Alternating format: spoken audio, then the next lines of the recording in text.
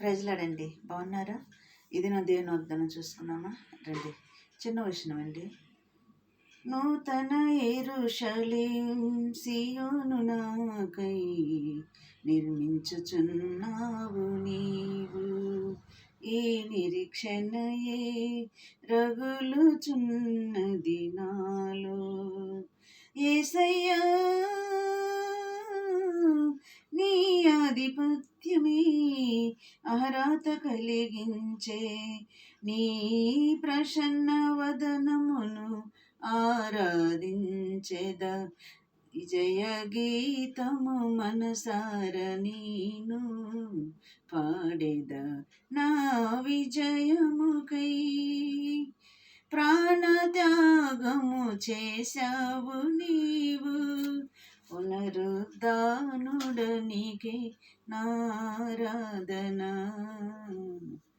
నాలపన. ఇది నా వాగ్దానం అండి. 29వ కీర్తన 10వ వచనం చూసుకున్నామండి.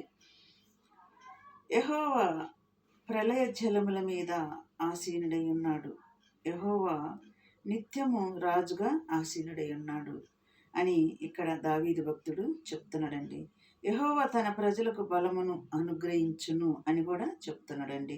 యెహోవా తన ప్రజలకు సమాధానమును కలగజేసి వారిని ఆశీర్వదిస్తానని చెప్తున్నాడు. తన ప్రజలు అంటే వేరే ప్రజలు కూడా ఉన్నారని, తన బిడ్డలని, తన ప్రజలని ఆయనకు వారికి సమాధానం అనుగ్రహించి వారిని కూడా ఆశీర్వదిస్తానని చెప్తున్నాడు. ఈ దినం వాగ్దానం అండి.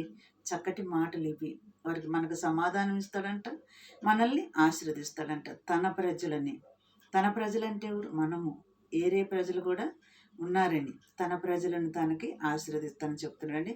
ఈ దినం వాగ్దానం. మరి చిన్న ప్రార్థన చేసుకుందామా? స్తోత్రములు ప్రభువా, ఇటు వాగ్దానాలను బట్టి నీకు స్తోత్రములు. మమ్మల్ని ఆశీర్వదిస్తానని చెప్పిన దేవుడు, నీ ప్రజలమైన మమ్మల్ని ఆశీర్వదిస్తానని చెప్పిన దేవుడు, నీ రాకడకు సిద్ధపరచమని నజరేయుడైన యేసుక్రీస్తు నామములో అడుగుతున్నాం తండ్రి. ఆమేన్. God bless you.